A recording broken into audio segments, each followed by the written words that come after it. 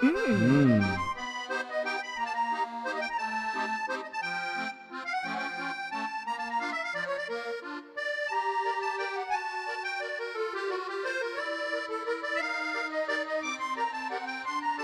I'm Pauline Lord. My husband David Harlow and I own Whitegate Farm.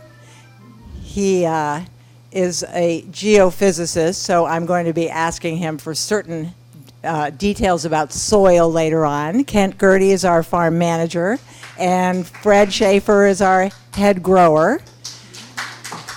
We're happy also to have Michelle Castelli here as one of our chefs. We call her our Italian chef. We have a French chef, and we have a few other chefs.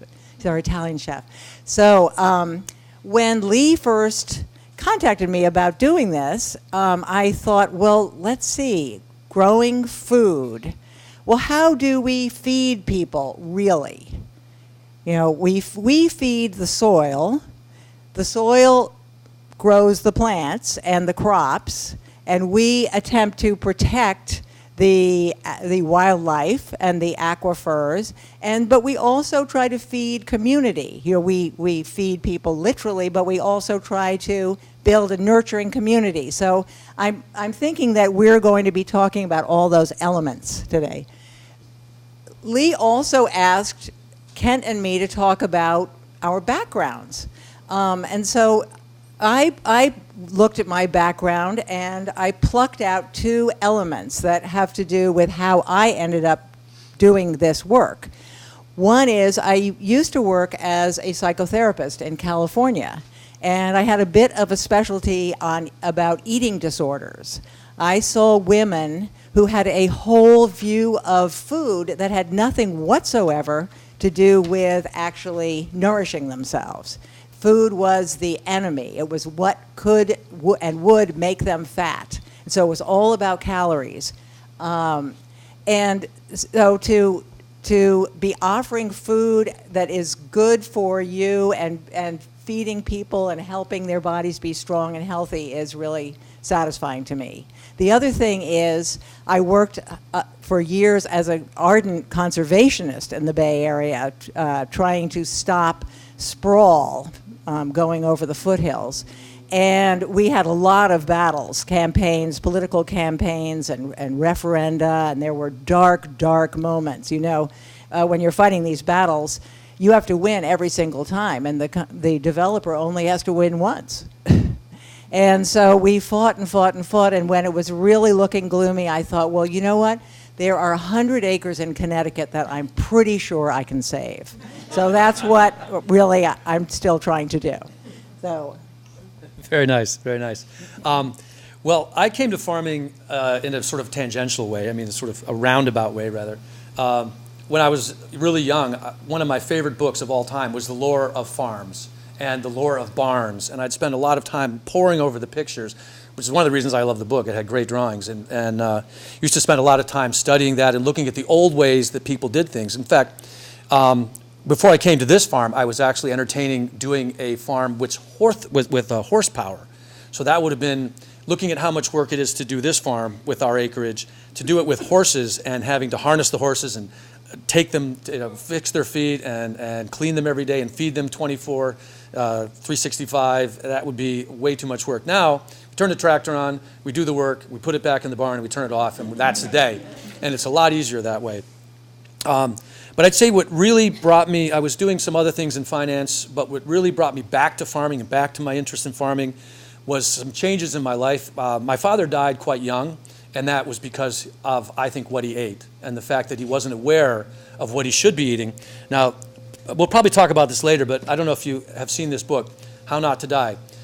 I promise you, if any of you get this book, it will change your life because you will learn how to be not only healthier and live longer, but how to thrive. And this has really brought me back to farming because it's the why I do it. That's why I think we're successful in the stand where I work every day or every Saturdays and Wednesdays 9 to 5, just a little plug there. Because I'm passionate about why I do it. And I think that brings in people who are also passionate about why they eat good food and why they want to be healthier and why they are drawn to a place that harvests food locally and sometimes delivers it, as Michelle and I were talking about, within 20 minutes after harvest, it's brought to the stand and sold. Sometimes the day before, but sometimes we have multiple harvests in one day. Where can you go and get organic produce that's harvested 20 minutes ago? I mean, you can go to Stop and Shop and pay more for it, and it's a week or two old from California or from Florida. So that's one of the reasons. And also, I don't know if I can read it. I wanted to read one line in this book that just really sums it up. So I'm going to turn the light on for 1 second, because this is such a powerful statement. Such a powerful statement. It says, most deaths in the United States are preventable, and they are related to what we eat. I mean, how powerful is that? Our diet is the #1 cause of premature death and the #1 cause of disability in America. And we all know there's a huge epidemic of people who are ill and are not thriving because of what they eat. Surely, diet must be also the #1 thing taught in medical schools, right? It's not. According to this book and the data, this is well footnoted, it says here, according to the most recent national survey, only a quarter of medical schools offer a single course in nutrition. And food is the #1 cause of disability. So you would think they'd spend a lot of time on it, and they don't. And I think that's why I really like working at Whitegate and in the stand, because I feel that I can make a difference. I can educate people and help them understand why this is the right thing to eat. And also, we talk about how to cook it for maximum nutrition. I think that's really important too. So it's educational, but it's also fun. We have a good time at Whitegate too. We do now and then have a good time. We're always smiling. And that is a powerful reason that Kent is here, is because he wants to help people be healthier. But another good reason he's at Whitegate Farm, he touched on a little bit earlier, is we have wonderful things that appear from time to time, like this. That's the toys. Yes. David, you remember that John day. Deere tractor that showed up last year. We finally stopped resuscitating the predecessor, which actually is still working just barely on the farm. So we do have some activities. That's David doing his favorite thing, which is building stone walls.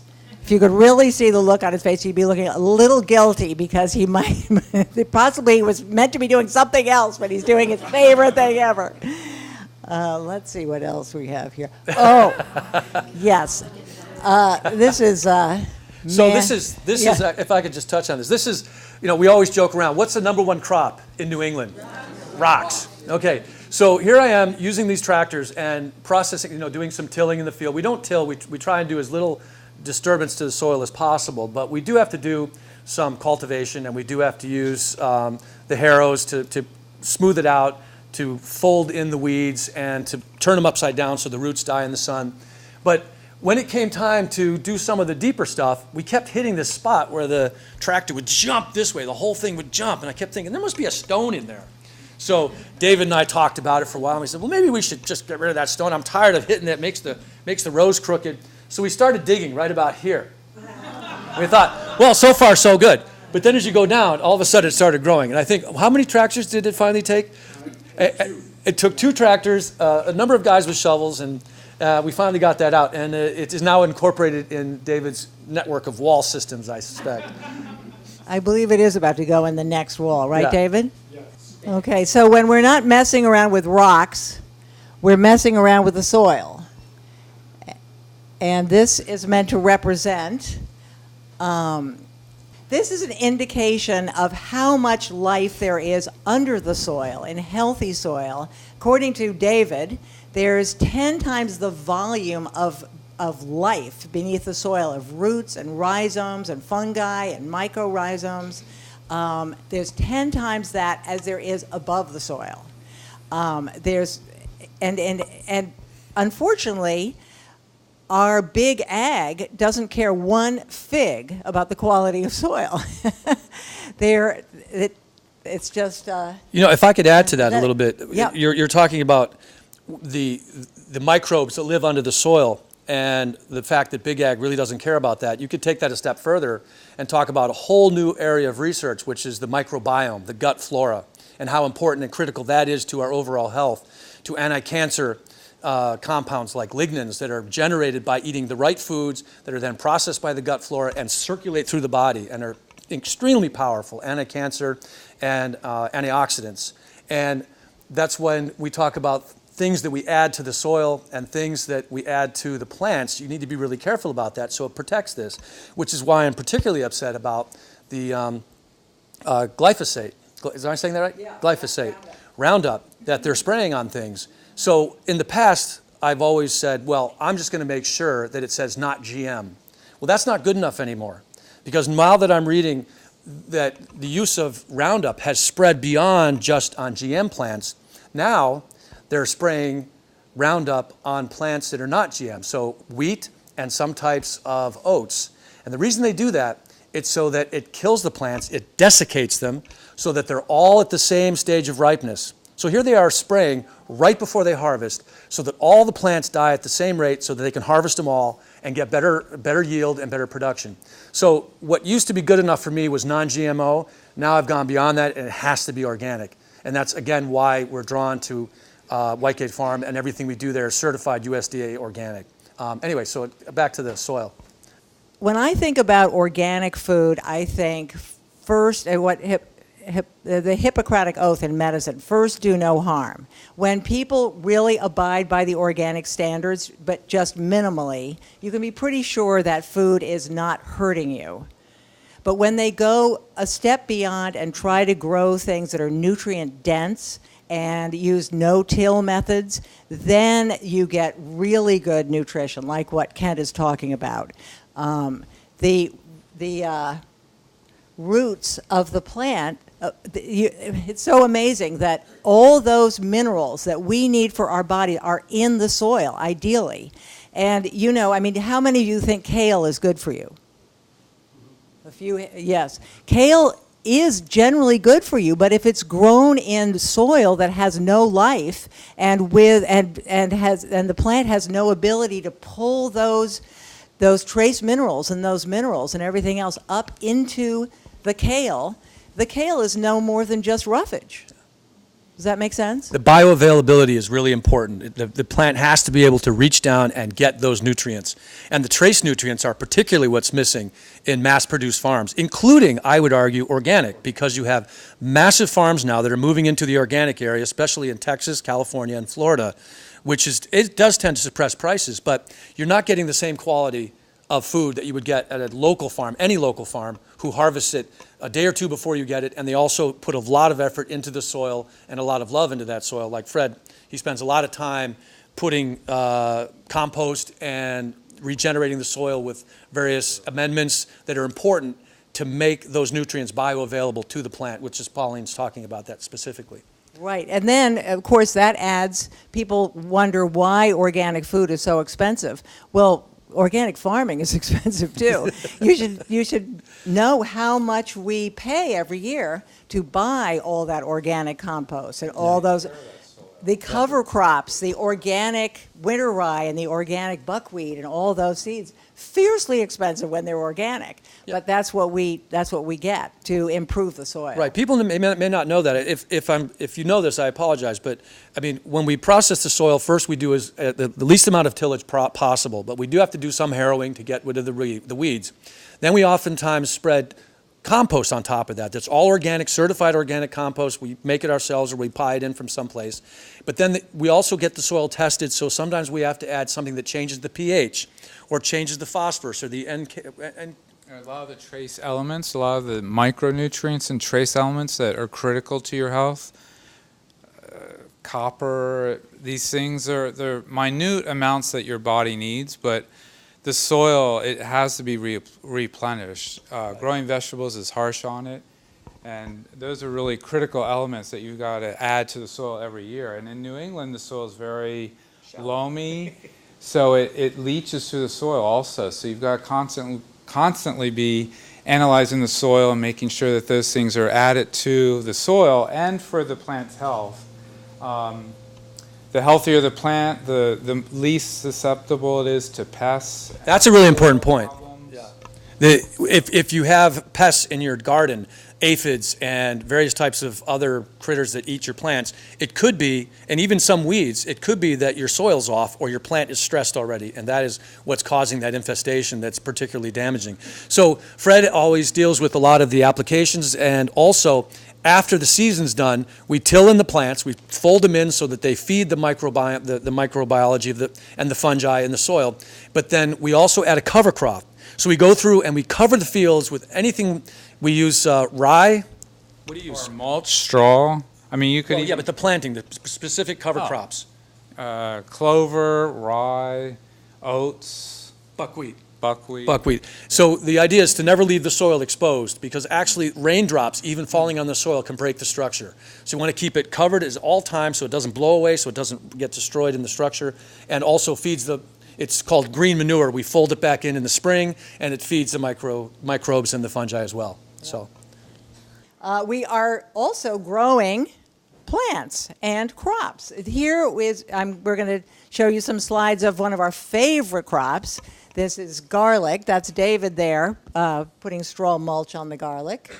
just something really interesting about garlic. This is one of the things that you'll learn if you come to our stand, because I tell everybody, when you cook garlic, you want to make sure after you chop it up or after you put it through a garlic press, let it sit for at least 10 minutes. Because there's two chemicals in the garlic. One is a catalyst, and the catalyst gets destroyed by heat. So you want to make sure these two chemicals mix, the process combines, and it creates a third compound. That is the strongest antioxidant, anti-cancer compound in garlic.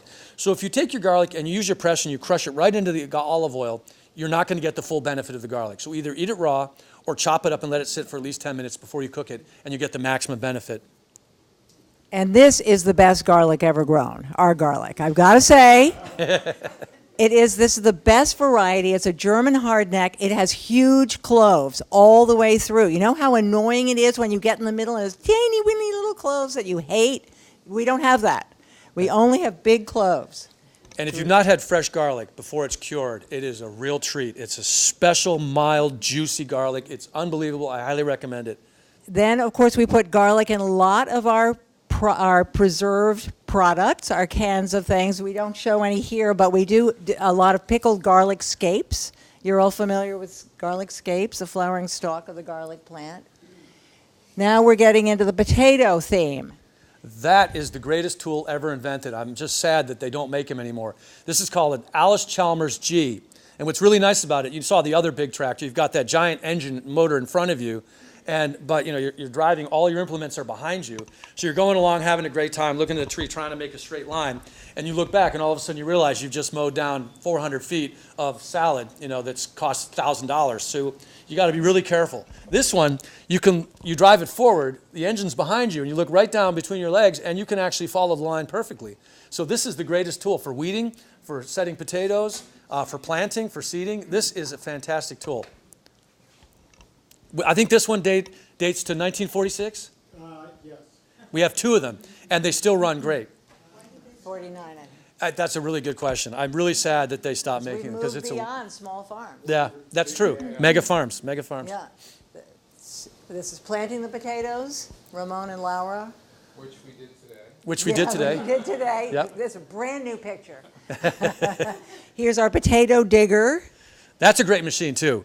I mean, I've seen the old country where people have been bent over in the field doing it by hand, which is romantic and beautiful, and the horse-drawn cart and everything. I've seen that. But this thing's great because it goes on the back of the tractor, it shakes like crazy, and the dirt falls through, and it lays the potatoes on top right here. You still have to bend down and pick them up, but it's a lot easier than digging them. Finished product. Here's our backfield, all planted out. Very beautiful backfield. Beautiful. But you notice the curves? Try plowing that. Try laying the ground. Try laying the tapes and the dripping tapes and these. What do you call this again? Row cover. Thank you. Well, this was designed by David because he could see the contours of the land. It was sort of sinuous like this. And yes, it is the most challenging field to process that I have ever worked. so here you see several of our strategies for dealing with things.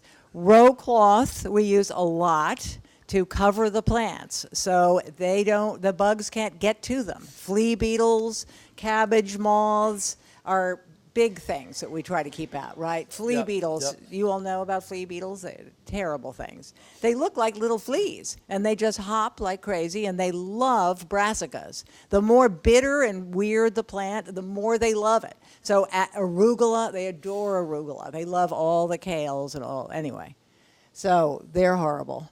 And then you see our plastic mulch to cover the ground and plant the plants right in. Yeah, that's over here. So we actually lay that down, and then it actually helps control the weeds, it helps warm the soil, and it helps keep the soil moist. And it also helps not leach all the minerals out of the soil from the constant rain. Yeah. So this is dirty work. Here's our farmer Will, after he was planting, I guess, onions or something, There you and go. Kent allowed him to have an onion for a snack. When being dirty just isn't enough. You just got to tuck into a raw onion. Sometimes we're lucky enough to get free labor. This is a group of Yale students. This is their pre-orientation program called Harvest. We've had bunches of them several different years. I think this was their happiest moment. I think they were about to leave, weren't they? Yeah, they did some serious work. I mean, it wasn't just get some photos. They actually worked. And so I think this is probably the hardest they've ever worked in their lives. Well, it reminded them why they were going into Yale. Try not to come out as farmers. So we grow other things too. We grow a lot of beets. Now we grow just two kinds of beets. Well, these are the regular sort of Detroit type red beets, and those are the gorgeous golden beets, which have fabulous beet greens. A few other things. If you haven't tried our hock rye turnips, they're amazing right here. And sometimes I'm caught in a conundrum. I don't really know if I'd rather eat this stuff or photograph it, because it's so darn beautiful. Ramon and Laura picking strawberries. And then this is what we live for, right, Lee? When we have tons of tomatoes. We can move 400 pounds of heirloom tomatoes. I think we have, 10, 15 different varieties this year? About 15. 15 different varieties of heirloom tomatoes, and these guys are harvested at the peak of ripeness, and it's not like one of those Franken tomatoes you take home and it'll sit on your counter for a month and it tastes like wax. These guys will last 3 days on your counter, but boy, they are amazing. So we don't only grow fruit and vegetables, we also raise laying chickens. Fred likes to drive around with a chicken under his arm. I'm sure he was thinking about the plight of factory-raised laying chickens who are in those horrible cages. This is how This is how they live. This is important. Whitegate Farm, we really make a big difference. We have meat birds, but we also have a laying flock. And a lot of folks today are saying, oh, I'm going to go for the cage-free. Well, that's great. But cage-free, okay, so they're not in this horrible existence in this cage. But cage-free means they're running around inside a giant shed like this also with no ventilation to speak of, no access to the light, no access to the outdoors. So you have to go beyond cage-free these days. So a lot of people say, well, I'm going to go free range. Well, free range is great. What free range means as far as the USDA is concerned is that you can have a giant shed and you've got thousands of chickens in there running around in their own filth, and you have a door on the far side. So a chicken on that side will probably never even know that there's one over here, that there's a door and access to the outside, which may be a 50 by 50 pen of dirt. And even if he could, he couldn't get over there. So you got to go beyond free range also. What we do at Whitegate and other farms, but we have pasture-raised chickens, which means they have access to fresh pasture, fresh scratch. They have worms and grubs, and that's really important to the health of the chicken, and also the food that they produce. The eggs are amazing flavor, and the meat is something like you've never had before if you haven't had a pasture-raised meat bird. And so we need to look at that if you want to have the animals' welfare also taken into account. There's an example of the pasture. These guys are moved every couple of days. They're in the fields. These guys are fertilizing the field. And what's really funny is if you've never seen a chicken jump up and try and capture a buckwheat berry on a plant, that was used as cover crop. They actually will jump in the air and grab the berries. You see these hopping chickens as they're in the buckwheat cover crop. This is our chicken palace. We like to repurpose things at the farm. So 5 or 6 years ago, we noticed there was a trailer that had been sitting out being rained on and rusting for about a century or so. And we thought, how can we repurpose that trailer? So lo and behold, somebody had the bright idea, why don't we use this particular piece of metal down here and we'll build a chicken palace. And so, once you got done with the design of the chicken palace, and it had to be run by the Whitegate Farm Architectural Review Board, that's David, and of course you can't use pressure-treated wood because these are organic chickens producing organic eggs. So by the time we'd purchased, I don't know how much, how many materials for this and put our crew to work for so long, it resulted in this. We didn't do this from a kit. We hardly ever do anything from a kit. The Taj Mahal. It's the Taj Mahal of chickens. Yeah, I know. It could be one of those little houses that are so in vogue now. So that's how our chickens live. Even in the winter, we try to give them good greens. Looks like we pulled out some spinach beds for our chickens. So they are very happy and healthy. We also raise... Oh, and there are their lovely eggs. Aren't those gorgeous? They're just like jewels, really. So the kids are thrilled when they see different color eggs, too. They don't even have to be colored for Easter. That's right. And as you know, different breeds of chicken lay specific colored eggs, right? So the blue ones are from the Araucana chickens. I just love those. Here I have these are one of our eggs. And actually, this was an organic egg from the store. You can see the difference. It's not from the organic feed. It's from being out on the pasture and eating the greens and eating the bugs and having that life. It's also important not to buy vegetarian-fed eggs because those guys, chickens are actually carnivorous. They need to eat the protein and the bugs and such. And the big kick these days is vegetarian-raised chickens. It's not the way they were meant to be.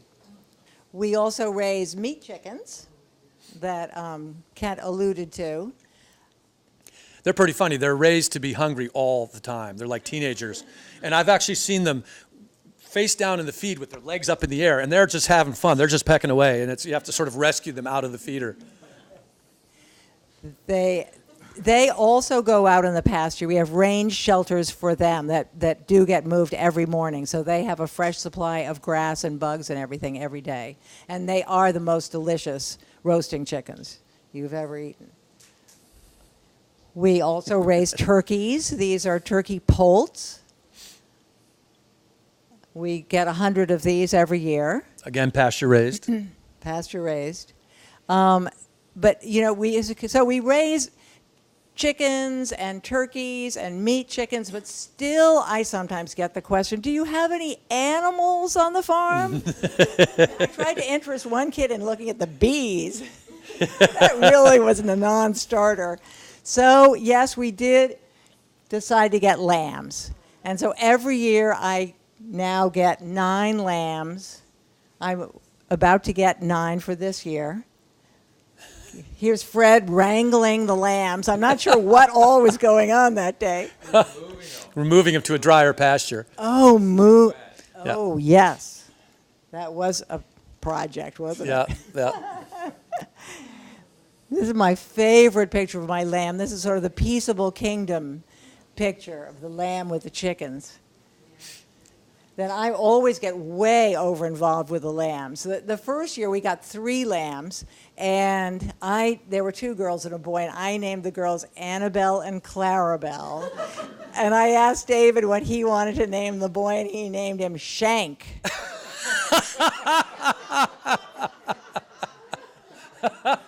And of course, we all know you're never meant to name these things in the first place, but there were only 3 of them, so I got way over involved with them. And I still get way over involved, yeah. What do you do with their fur? Well, I'm sad to say we do nothing whatsoever. These are one-season lambs. We get them in May, and we send them off to the you-know-where in October. So, yeah, we haven't dealt with, we don't need to shear them because they don't live all that long. Here I am getting way too close to one of my lambs. No, but we do sell delicious lamb in the farm stand.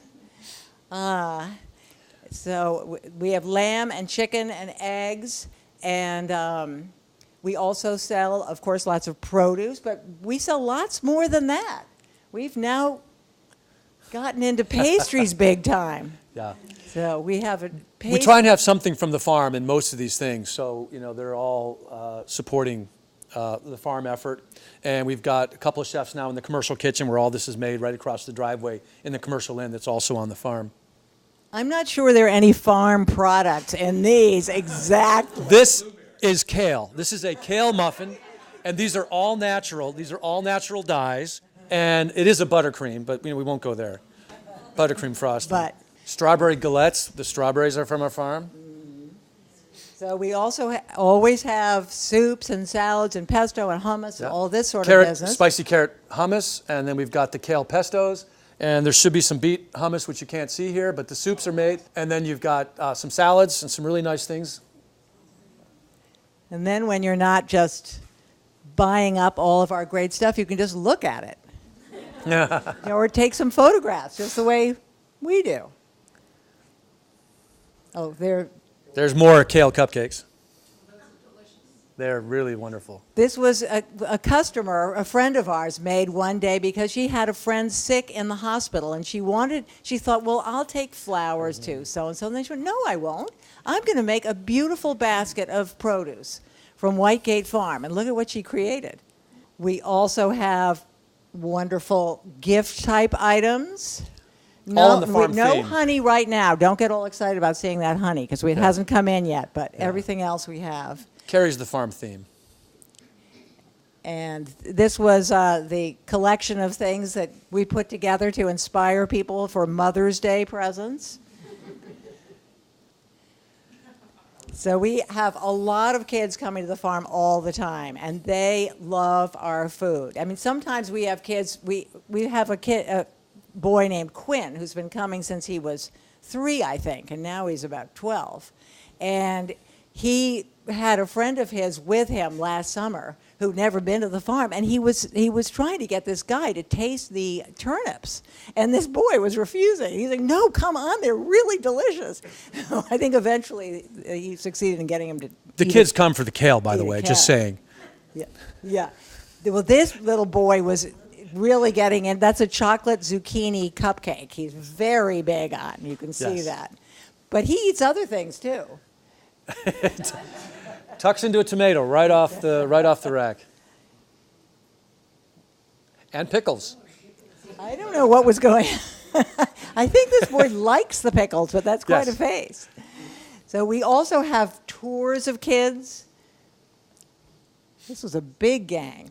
I think we had a couple hundred kids last year, maybe 500, different age groups. The youngest kids tend to be easier. The oldest kids tend to be much harder because they're too cool. Well, we had one group that came through, and I talked about this when we did an NPR show from the farm. If you heard it on Faith Middleton, sorry, on the Food Schmooze, I'll just repeat it now. But one of the girls, I don't think she's in this picture, but we were going around the farm. We stopped at the tractors first, and she's listening. Her arms are crossed like this. She says, well, where's the animals? And it's just sort of everybody's talking. We go on to the next station, and we look at the greenhouses, and we walk through them. She says, yeah. Where's the animals? And this is early in the season. And she goes through, and we go to the final another place down the way. Where's the animals? And finally, I looked at her, and there was this lull, this bit of quiet. And I said, they're in the freezer. And she just looked at me and said, oh, you're so mean. And she put her arms back. And I said, well, you like burgers and you like McNuggets and you like, she said, yeah, I love it. And then you see her mind sort of thinking, oh, wow, that's a certain amount of processing involved with that. Anyway, so our kids are great. They just come, and it's amazing how hungry they are to pick a carrot out of the ground. They squeal with delight when they pull a carrot and say, look, wow, I got a carrot out of the ground. It's covered with dirt. Now what do? It's true.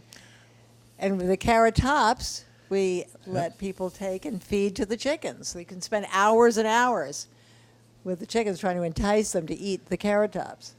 We also have really wonderful kids cooking classes. Emily Florentino does a great job. I don't know how she does it. She squeezes about 10 projects and collecting eggs and then making 3 different things and, and playing a game, all into 2 hours. We have other chefs on staff. This is Tommy Grooney doing this was a vegan cooking class, and it was a spring cleanse kind of thing, cutting some sprouts. This was a class that Jonathan Rapp did ages ago. This was a long class. I think he had people arrive at 4 and harvest produce, and I don't think they left before 11 p.m. So this was an all-day event. Another cooking class. So these take place in our commercial kitchen, which was on the back of my mom's house. She died 3 years ago, and we set about turning her whole house into an inn. So we could then start having dinners inside the house. Here's the back of the house. Here's a dinner inside. Sometimes we have dinners outside. And we're also, and here are some rooms, a few rooms in the inn, which is now open for business. Here's another cool place people can stay. This is a converted ice house that did used to store blocks of ice back in the day before electricity. And it is a cool rustic habitation. Has a queen-size bed upstairs in the loft. Here's a view from the ice house of the lake. It's nice to work the fields when you have a view of the lake and the sun sets just over that way. It's actually a really nice thing. Yeah. So we are having dinners at the farm again this summer. Our dinners are going to be August 1st to 4th. You want to say something about the dinner? No, I just wanted to say they're really a fun event. We have 250 people per night for 5 nights generally. It's a 6-course meal. And there's a featured drink tent, which is somewhere probably over here. So you have a featured cocktail and you have hors d'oeuvres going around on platters. And then you've got the chefs over here cooking some meat item. And what I find really nice about them is it's community seating, so everybody sits on long tables and you can meet some really fun people. And it tends to be a really, really excellent event. I think one of the best farm events I've been to, and so well done.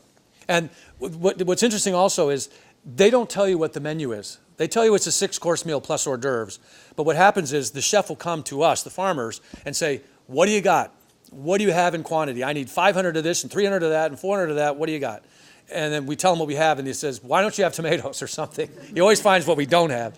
And then he goes down to the docks at Stonington, and he goes to the fishermen and says, what do you got? I need it now. I need quantity. And then he makes the menu. I mean, that's a pro who can whip that together in that kitchen with these professional chefs. Yeah, some is not finalized until 4 o'clock in the afternoon. Yeah. People are always calling up and saying, well, what's the menu going to be? And I say, I have no idea, and Yeah. the chef doesn't even know. Yeah. And then one year, I saw the guests were arriving, and I saw him disappearing over the hill with a little basket to pick daylilies. Who knew that daylilies were edible? I didn't, but they were featured in many Right. of the courses. They're quite delicious, actually. Yeah, there's a nice serving of wine that goes with that. Endless pour, basically. Yes. And we try to have the full moon for our dinners. We've had quite a few of those. And for these dinners, I have to more or less defoliate the farm of flowers. So we have no flowers left after the dinners. But these are just some of the flowers that are happening at that time. So you're getting the idea we have a lot of things going on at the farm, right? But we have a whole new thing that's about to happen at the farm. We ready to talk about the new thing? I think this would be a good place to talk about the new thing, which Do you is think pretty they're exciting. ready to hear about the new thing? Oh, I think so. I think so. Okay. So, we already do the farming and the poultry and the lambs and the dinners and the cooking classes and the lodging and all that business. But there's a whole new thing that we're bringing on, which has to do with the best bread that is baked in the state of Connecticut, and maybe even all of New England. We're given to hyperbole now and then, but this might actually be true, right? It is Todd Solek, Farm to Hearth Bakery, is moving to Whitegate Farm. Yes. So we will now be offering the possibility of getting bread right out of the oven, burning your fingers hot, available on Wednesdays and Saturdays when we're open to the public. And I remember my sister-in-law and I used to drive out to his facility when he was, where was he? Salem. And just because we knew when the hot bread was coming out, and we would burn our fingers eating it on the way home, and it would generally be done and finished, a whole loaf of bread before we got home.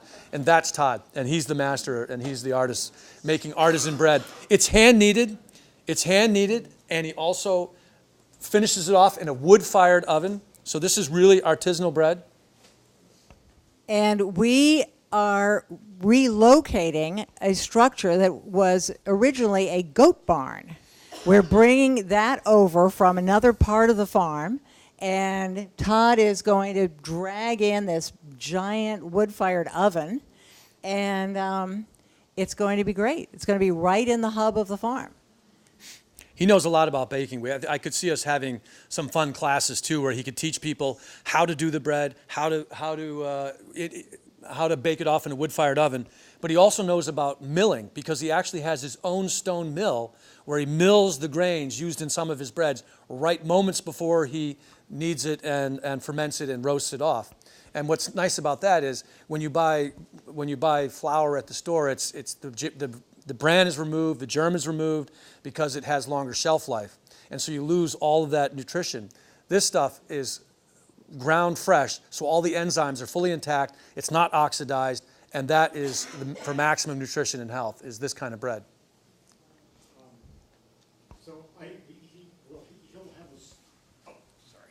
He'll have a similar setup at our farm, and we were trying to figure out dimensions. He showed me a photo of himself standing in about a foot of snow making this thing. So he's dressed just like that all during the winter. I'm waiting for the next nor'easter to see how he does, but anyway. Now, if that isn't commitment.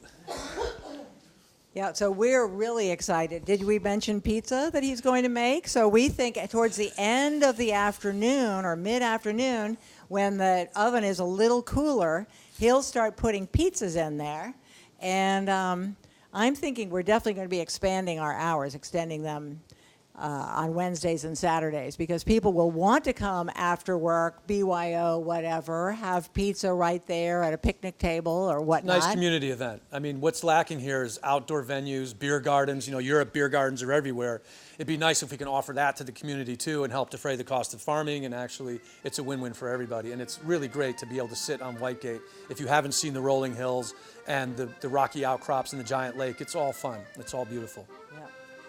So that's about all we have to tell you about the farm. There you go. There's the rolling hills and dales.